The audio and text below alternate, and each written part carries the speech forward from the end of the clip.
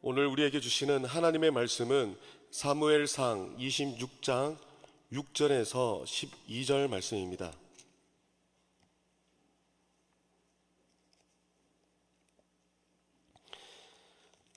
사무엘상 26장 6절에서 12절 말씀입니다. 한 절씩 교독하겠습니다. 이에 다윗이 헷사람 아히멜렉과 수르야의 아들 요압의 아우 아비새에게 물어 이르되 누가 나와 더불어 진영에 내려가서 사울에게 이르겠느냐 하니 아비새가 이르되 내가 함께 가겠나이다. 다윗과 아비새가 밤에 그 백성에게 나아가 본즉 사울이 진영 가운데 누워 자고 창은 머리 곁에 붙여 있고 아브넬과 백성들은 그로 둘러 누웠는지라. 아비새가 다윗에게 이르되 하나님이 오늘 당신의 원수를 당신의 손에 넘기셨나이다. 그러므로 청하오니 내가 창으로 그를 찔러서 단번에 땅에 꽂게 하소서. 내가 그를 2번 찌를 것이 없으리이다 하니 다윗이 아비새에게 이르되 죽이지 말라. 누구든지 손을 들어 여호와의 기름 부음 받은 자를 치면 죄가 없겠느냐. 다윗이 또 이르되 여호와께서 살아계심을 두고 맹세하노니 여호와께서 그를 치시리니 혹은 죽을 날이 이르거나 또는 전장에 나가서 망하리라. 내가 손을 들어 여호와의 기름 부음 받은 자를 치는 것을 여호와께서 금하시나니 너는 그의 머리 곁에 있는 창과 물병만 가지고 가자. 함께 읽겠습니다. 다윗이 사울의 머리 곁에서 창과 물병을 가지고 떠나가되 아무도 보거나 눈치채지 못하고 깨어있는 사람도 없었으니 이는 여호와께서 그들을 깊이 잠들게 하셨으므로 그들이 다 잠들어 있었기 때문이었더라. 아멘.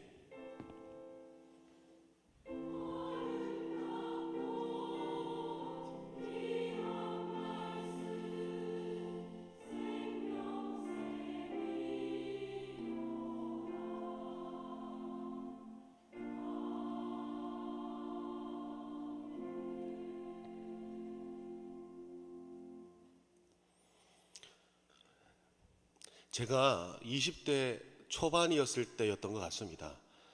제가 섬기던 모교회 담임 목사님께서 저를 부르셨습니다. 그리고는 말씀하시기를 초롱아, 하나님의 음성을 듣는 사람은 사람의 음성도 듣는다. 이런 말씀을 하시더라고요. 그래서 왜 그런 말씀을 제게 하셨는지는 모르겠습니다.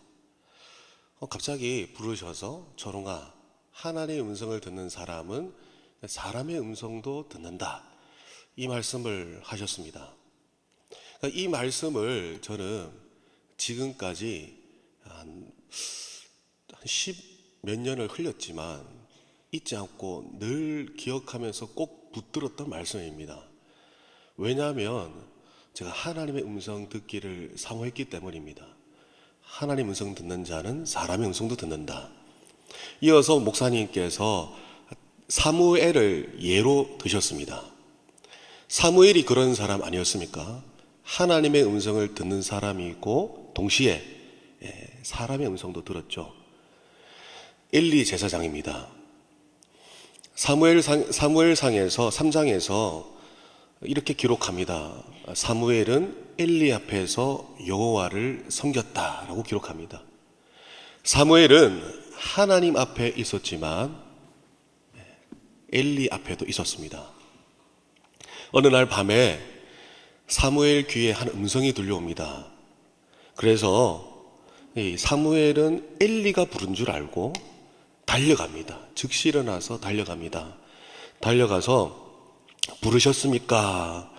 당신이 나를 부르셨기로 내가 여기 있나이다 라고 대답을 하니까 아니다, 내가 부른 것이 아니다, 가서 누워라. 이렇게 사무엘에게 3번의 음성이 들려옵니다. 사무엘아, 사무엘아. 또 이 사무엘은 3번째 엘리 제사장에게 달려나갑니다. 그제서야 이 엘리 제사장이 하나님이 사무엘을 부르셨구나 싶어서 사무엘에게 또 음성이 들려올 때 어떻게 대처해야 되는지, 반응해야 되는지 알려줍니다. 여호와여, 말씀하소서 주의 종이 듣겠나이다 하라. 그래서 사무엘은 자리에 돌아갑니다. 누웠습니다.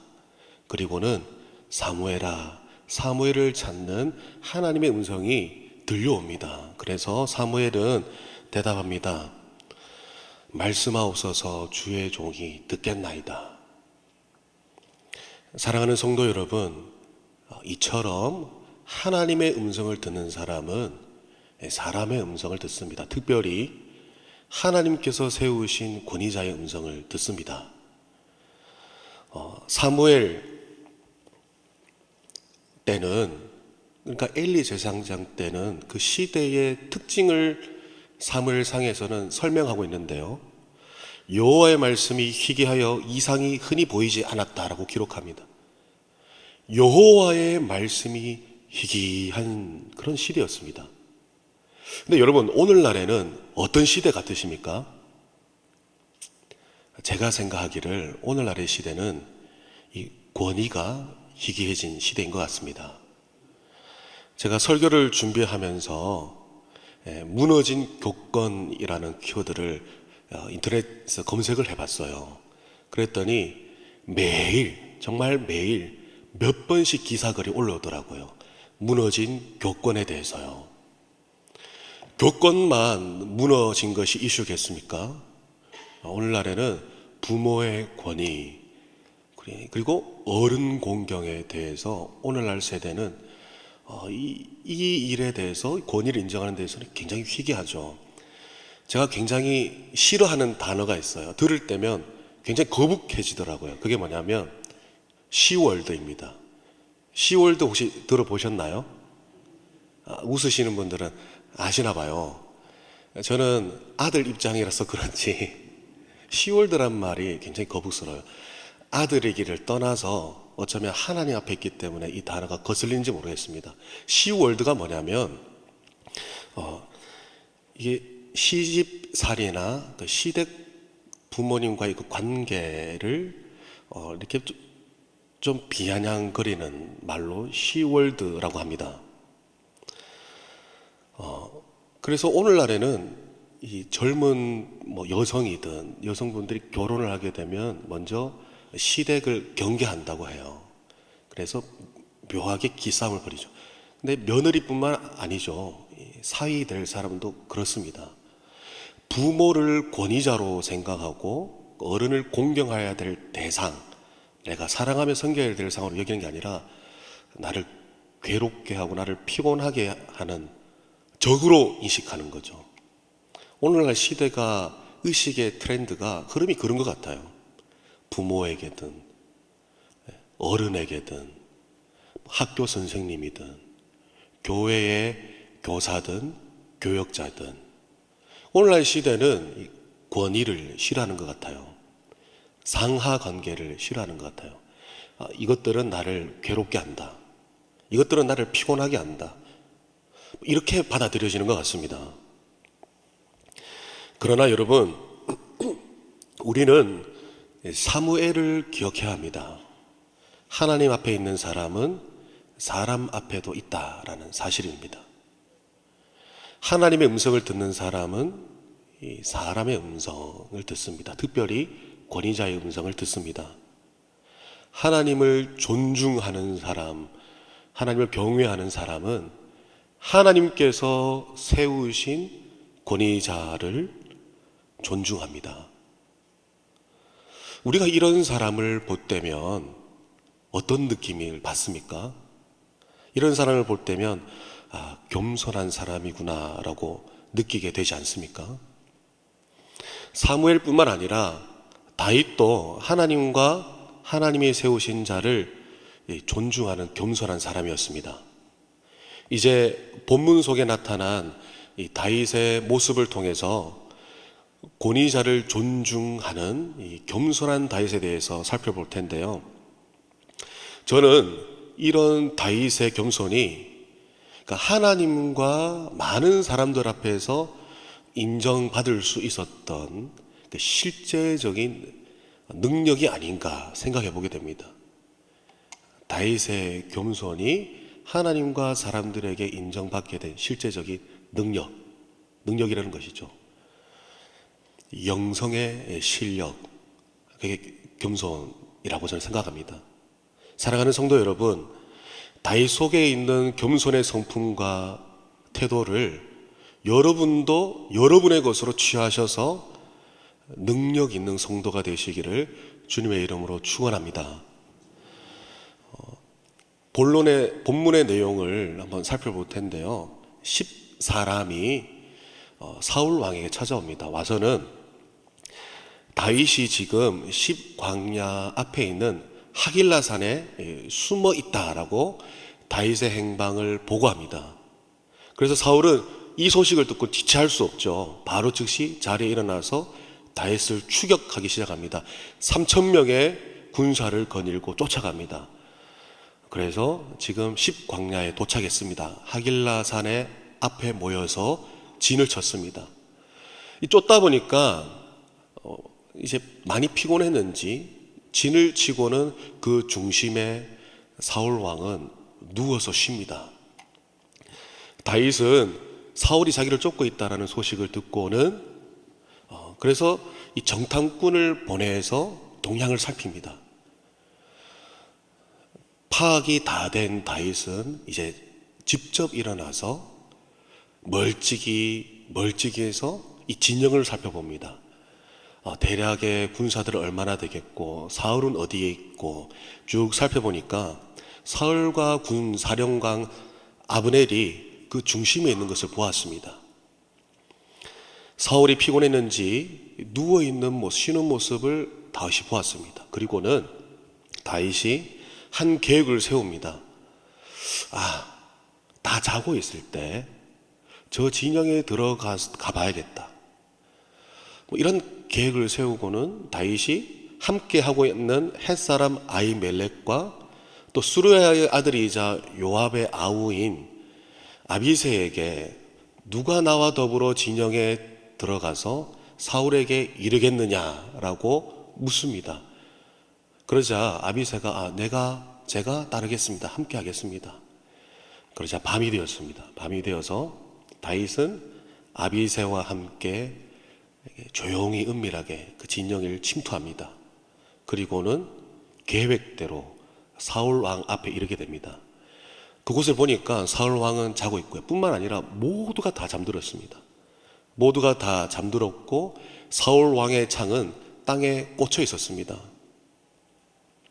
이 모습을 본 아비새가 아주 지극히 당연한 자연스러운 그 말을 해요.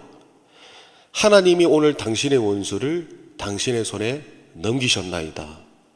그러므로 청하오니 내가 창으로 그를 찔러서 단번에 땅에 꽂게 하소서. 내가 그를 두 번 찌를 일이 없을 것입니다. 아주 당연하잖아요. 이런 반응이 아주 당연하잖아요. 이 기회는 누가 봐도 하나님이 사울을 다윗의 손에 넘기신 그런 상황이에요.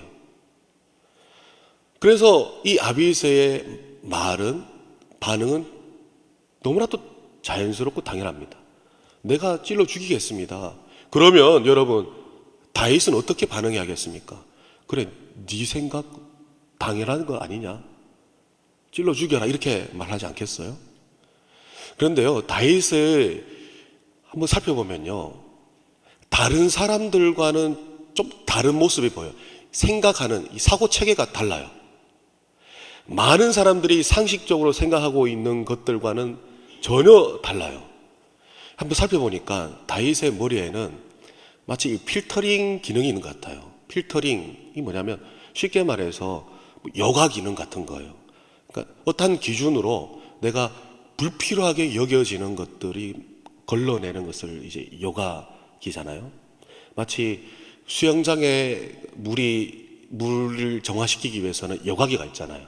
필요한 물은 이렇게 흘러보내고 불필요한 찌꺼기는 걸러내잖아요. 이런 여과기처럼 다윗의 머리는 여과기가 있는 것처럼 보여요. 그러니까 하나님의 뜻이라면, 하나님의 말씀이라면 그 의식을 흘러보냅니다. 깨끗한 물은 흘러보내는 여과기처럼요. 그런데 하나님의 뜻이 아니라면 걸려버려요. 여과기에 걸린 것처럼 그 생각이 걸려버려요. 걸러내죠.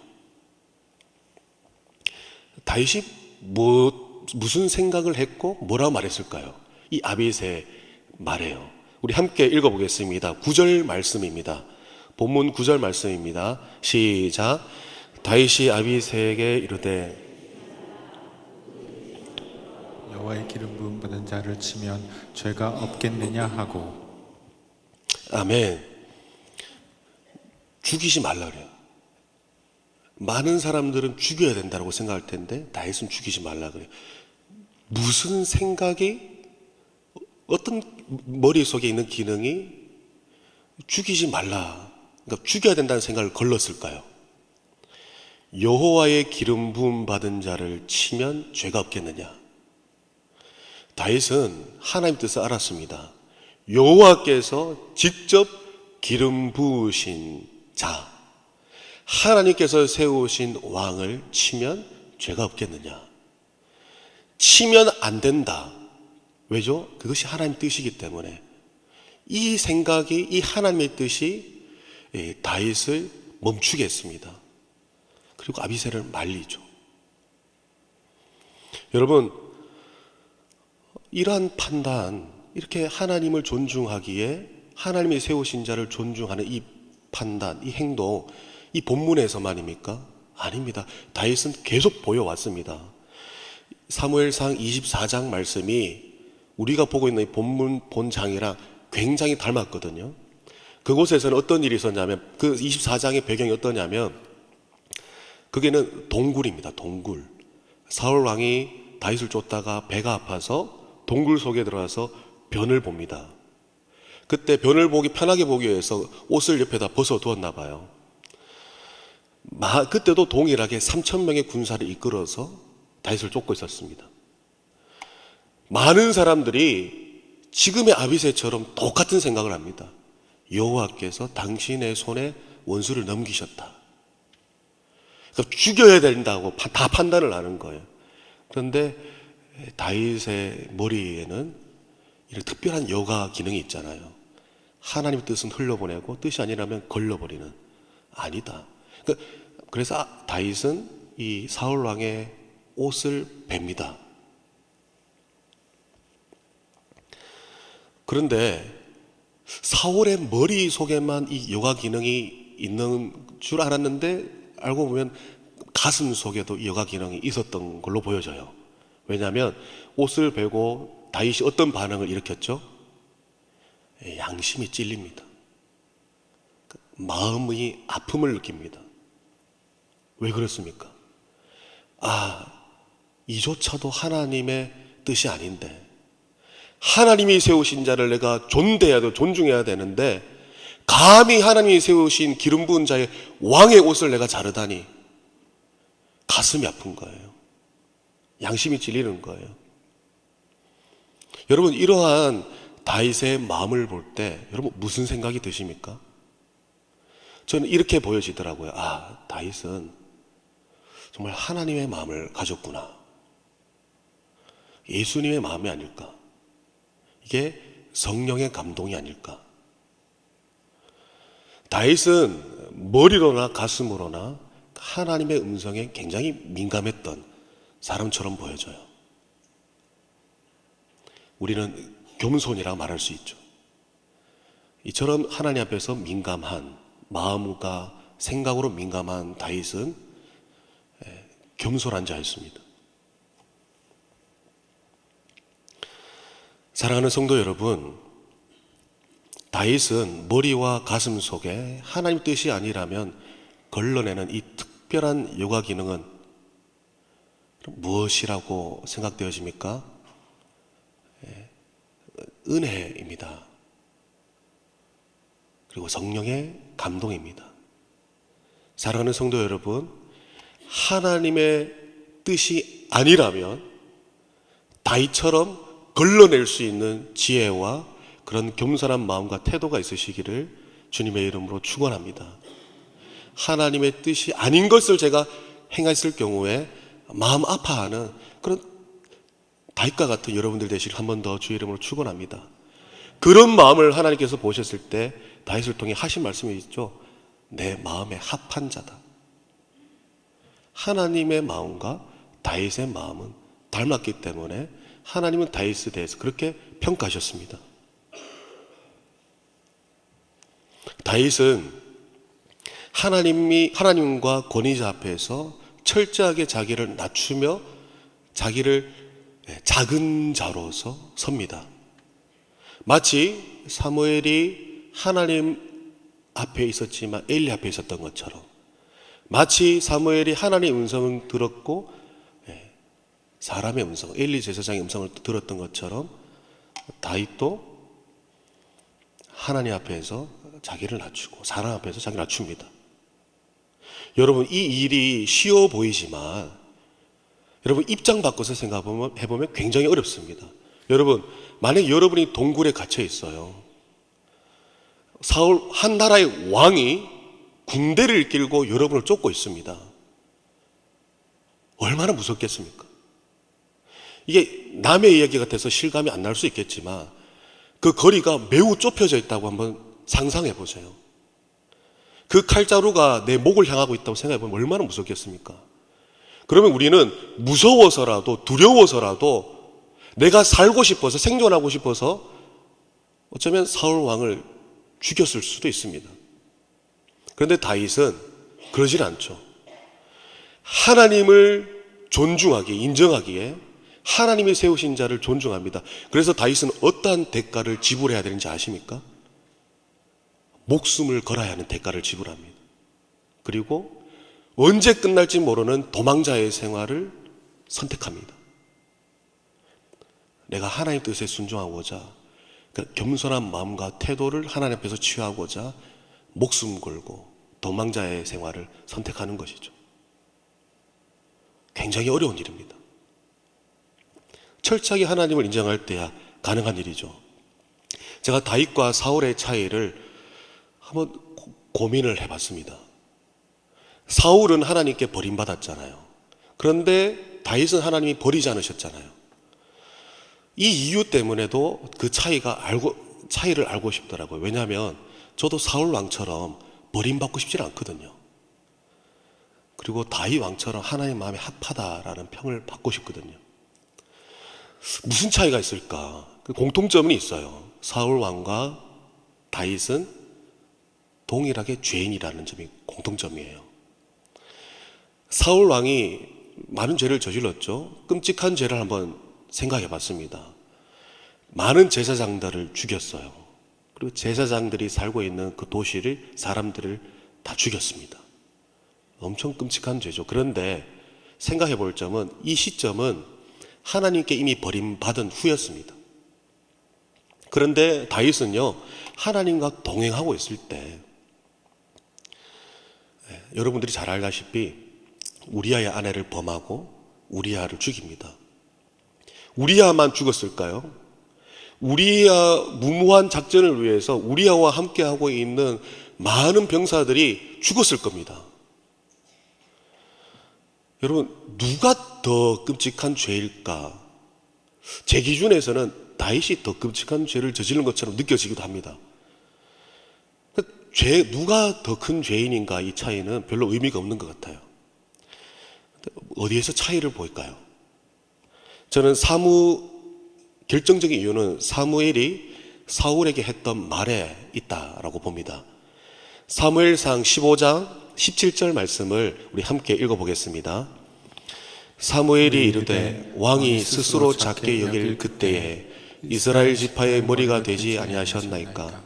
여호와께서 왕에게 기름을 부어 이스라엘 왕을 삼으시고. 아멘. 여러분, 저기 빨간 글씨 보이시죠? 사무엘이 이르되, 사무엘이 왕에게 말합니다. 스스로 작게 여길 그때에 이스라엘 지파의 머리가 되지 아니하셨나이까? 사울이 자기 자신을 작게 여기고 하나님을 존중하고, 그때는 그랬겠죠. 하나님을 존중하기에 사람들 앞에도 섰고 사람들도, 권위자들도 존중했을 것 같아요. 사울도 그럴 때가 있었어요. 겸손한 때가 있었습니다. 겸손이 능력인 겁니다. 이 능력을 상실하니까 겸손이 결여되니까 어떻게 됩니까? 하나님께 버림받게 되는 겁니다. 그런데 여러분, 다윗은요 똑같이 죄를 저질렀어요. 그런데 성령님이 조명해 주실 때 다윗은 사울과 다른 반응을 보입니다. 즉시 무릎을 꿇죠. 엇나갔더라도, 길을 잃었더라도, 마음이 높아져서 교만했더라도 하나님께서 치시고 성령께서 조명해 주실 때는 즉시 엎드립니다. 겸비합니다. 회개합니다. 돌이킵니다. 높아져 있는 마음을, 자신의 가슴을 찢으면서 낮추어서 다시금 하나님과 사람 앞에 설 수 있는 자로 자기를 겸비합니다. 이게 사울과 다윗의 결정적인 차이입니다. 사울이 왜 버림받았습니까? 이제 그는 더 이상 하나님을 존중하지 않거든요. 마음이 교만하거든요. 삶이, 태도가 교만하거든요. 여러분, 다윗은요 이 아비새의 말을 듣고는 이런 고백을 합니다. 우리 함께 10절 말씀을 읽어보겠습니다. 10절 말씀입니다. 시작. 다윗이 또 이르되 여호와께서 살아계심을 두고 맹세하노니 여호와께서 그를 치시리니 혹은 죽을 날이 이르거나 또는 전장에 나가서 망하리라. 아멘. 다윗은요 하나님을 존중하기에 겸손한 자입니다. 이 겸손한 자의 특징이 뭐냐면요, 하나님의 주권과 자신의 의무, 그 차이를 아는 사람이 겸손한 사람입니다. 하나님 앞에서의 자신의 의무, 그게 무엇입니까? 다윗에게는 기름 부음 받은 왕, 이 권위자 사울 왕을 치지 않고 끝까지 존중하는 것입니다. 이것이 자신의 의무입니다. 비록 자기 목이 날아갈지언정, 비록 도망자 생활을 계속해야 될지언정 왕을 존중하는, 권위자를 존중하는 것이 다윗의 의무입니다. 그리고 다윗은 하나님의 주권을 인정합니다. 하나님의 주권을. 그래서 하나님께서 지금 2명의 기름 부음 받은 자가 있잖아요. 2명의 기름 부은 자를 있잖아요. 하나님께서 세우셨습니다. 그리고 이제 하나님께서는 이 폭력으로 불의하게 다윗을 쫓고 있는 이 사울 왕에게 다윗은 하나님 주권을 인정하기에 이런 고백을 하는 거죠. 병에 걸려 죽든지 전장에 나가서 죽든지 하나님이 하실 것이다. 언젠가는 하나님께서 직접 나서셔서 심판하실 것이다. 다윗은 겸손하는 사람이었어요. 겸손한 사람은 하나님의 주권과 자신의 의무, 그 차이를 아는 사람입니다. 내가 해야 할 일을 알고 하나님이 하셔야 할 일을 분명하고 선명하게 아는 거죠. 그래서 하나님을 믿기에 하나님께 의탁합니다. 사랑하는 여러분, 우리의 의무는 무엇입니까? 하나님의 뜻과 말씀에 순종하는 것입니다. 원수를 사랑하라 했으니 원수를 사랑합니다. 그러나 원수 갚는 것은 내게 있으니 내가 갚으리라 하신 말씀을 믿기에 하나님의 주권을 인정하고 믿기에 원수 갚는 건 하나님께 맡깁니다. 이것이 원수 앞에서 우리의 태도죠. 사랑하는 것, 은혜 베푸는 것 우리의 의무고, 그러나 하나님의 주권을 인정하기에 이 심판은 하나님께 맡기는 거죠. 여러분, 이런 사람, 이런 겸손한 사람은 하나님께서 성실하게 일하십니다. 이 현장에서, 다윗이 지금 쫓기고 있는 이 현장에서 하나님은 어떤 성실한 일을 행하셨을까요? 12절 말씀을 함께 읽어보겠습니다. 시작. 다윗이 사울의 머리 곁에서 창과 물병을 가지고 떠나가되 아무도 보거나 눈치채지 못하고 깨어있는 사람도 없었으니 이는 여호와께서 그들을 깊이 잠들게 하셨으므로 그들이 다 잠들어 있었기 때문이었더라. 아멘. 여러분, 다윗이 창과 물병을 가지고 갔어요. 무사히 3,000명의 군사들이 다 뚫고 무사해요. 여러분, 저는 자면서요 몇 번씩 깹니다. 안 그래 볼지 모르겠지만 네다섯 번 이상씩 깨는 것 같아요. 새벽 기도 가야 되냐, 아니면 이렇게 계속 긴장 상태에 있는 것 같아요. 여러분, 하물며 군인입니다. 군사들이에요. 긴장하지 않겠습니까? 어떻게 이렇게 푹 잡니까? 아무도 안 깨고요. 성경은 기록합니다. 이는 이유에 대해서 말하죠. 여호와께서 그들을 깊이 잠들게 하셨으므로 그들이 다 잠들어 있었기 때문이었더라. 사랑하는 성도 여러분, 하나님의 주권을 인정하기에 하나님께 맡기고, 하나님을 존중하기에 하나님을 존중하고 하나님이 세우신 자를 존중하는 사람,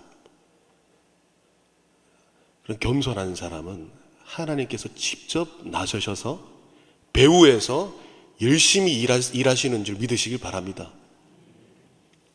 다윗을 위하셨던 하나님께서 겸손한 우리 성도님들과 함께 하셔서 여러분들에게도 날마다 피할 길, 승리할 길을 주께서 인도하실 줄 믿습니다. 여러분, 오늘날의 교권이 무너지고 부모의 권위가 무너졌습니다. 심지어 하나님의 말씀도 시대에 뒤처진 말씀으로 많은 젊은 사람들이 치부하죠. 내 이해, 내 경험을 더 우선시합니다. 여러분, 또 사탄은요, 교묘하게 목회자들의 권위도 떨어뜨립니다. 그래서 자연스럽게 하나님의 말씀에 귀를 닫게 하여서 하나님의 권위도 떨어뜨리게끔, 하나님도 존중하지 않게끔, 경외하지 않게끔 사탄은 일을 행합니다. 그러니까 하나님을 존중하지 않는 사람으로 만들기 위해서는 사탄이 가장 열심을 해야 될 부분은 목회자들의 권위를 떨어뜨리고 성경의 권위를 떨어뜨리고 사람을 존중하지 않고 존경하지 않는 그런 습관을 몸에 배게끔 하는 것이 사탄의 전략이라고 생각됩니다. 사랑하는 성도 여러분, 속지 마십시오. 하나님을 인정하기에 하나님이 세우신 권위자들을 존중하시기 바랍니다. 그들이 어떠함에 의해서가 아니라 그들이 존경스러워서 존경하고 존중하는 것이 아니라 우리가 먼저는 하나님을 존경하기에, 하나님을 인정하기에 우리 눈에는 못해 보여도 하나님이 세우신 자들을 존경하는 것이죠. 여러분, 생선이요, 가시가 있다고 해서 안 먹고 버려버리면 생선이 주는 유익을 못 얻을 거예요. 영양분 흡수 못하죠. 맛있는 거 못 먹죠. 마찬가지입니다. 우리 여러 권위자들에게 우리가 가시처럼 보여지는 부분이 있다면 발라내면 됩니다. 좋은 건 취하면 됩니다. 디모데전서 5장 17절 말씀을 함께 읽어보겠습니다. 시작. 잘 다스리는 장로들은 배나 존경할 자로 할 때 말씀과 가르침에 수고하는 이들에게는 더욱 그리할 것이라. 아멘. 하나님의 말씀입니다. 잘 다스리는 장로는 배나 존경하라고 말씀합니다. 그리고 말씀과 가르침에 수고하는 이들에게는 더욱 그리해야 된다고 말합니다. 여러분들의 유익을 위해서, 성도의 유익을 위해서, 나의 유익을 위해서 특별히 하시는 말씀입니다. 하나님을 존경하고 하나님을 경외하는 자로 성도로 하여금 세우기 위해서 먼저 하나님이 세우신 자들을 인정하고 존경하게끔 하시는 말씀입니다. 우리가 존경하지 않는다면, 어떤 사람들을 존중하지 않는다면 우리가 얻을 수 있는 것은 아무것도 없습니다. 학생들이 선생을 존경하지 않는다면 무엇을 배우겠습니까? 다친 마음, 다친 귀 가운데 무엇을 들을 수 있겠습니까? 사랑하는 성도 여러분, 권위자들을 존경하시기 바랍니다. 여러분들 유익을 위해서요. 그리고 여러분 자녀들에게도 권위자를 존경하는 것을 가르치셔야 합니다. 절대로 험담을 하지 마시기 바라요. 자녀들에게 교사 선생님에 대해서, 목사님, 전도사님에 대해서, 그리고 여러 권위자들에 대해서, 어른들에 대해서 비난하는 말을 한다면 자녀들이 그 말을 듣고 어떻게 권위자를 통해서 배울 수가 있겠습니까? 다윗은 그랬습니다. 자기만 이 가치관을 지닐 뿐만 아니라 함께하고 있는 부하들에게도 그러면 안 된다. 기름 부음 받은 자를 치면 죄다. 가르칩니다. 말씀을 맺겠습니다. 사랑하는 성도 여러분, 사울과 다윗의 차이는 무엇입니까? 자신을 낮추는 겸손이 있느냐의 차이였습니다. 여러분, 다윗이 많은 사람들과 하나님께 인정받았던 그 이유는 무엇이겠습니까? 그것은 겸손입니다. 겸손이 다윗의 실제적인 능력이었습니다. 다윗이 왜 형통했습니까? 겸손 때문입니다. 사랑하는 성도 여러분, 겸손을 구비하여서 하나님과 사람들에게 인정받아 날마다 승리하게 되시기를 주님의 이름으로 축원합니다. 기도하겠습니다. 사랑의 하나님, 감사합니다. 우리가 말씀을 통하여서 겸손의 중요성을 알게 하시니 감사합니다. 하나님, 자기 자신을 낮출 때 왕이 되었던 사울, 그러나 자기 자신을 높이고 하나님을 존중하지 않을 때 버림받았던 그 사울을 기억하면서 우리도 마음이 높아지고 교만해지는 것을 경계하게 하여 주시고 조심하게 하여 주시옵소서. 하나님, 넘어지기도 하고 실수하기도 하고 죄짓기도 하지만 늘 하나님 앞에 돌이키며 하나님을 존중하고 경외하기를 애썼던 다윗을 닮아서 우리도 하나님 앞에 서는, 그리고 하나님께서 세우신 자들 앞에 서는 겸손한 모든 성도님들 될 수 있도록, 그리하여서 우리 배후에 열심히 성실히 일하시는 하나님을 목도하는 우리 모든 성도님 될 수 있도록 은혜와 복을 내려 주시옵소서. 감사드리며 예수님의 이름으로 기도드립니다. 아멘.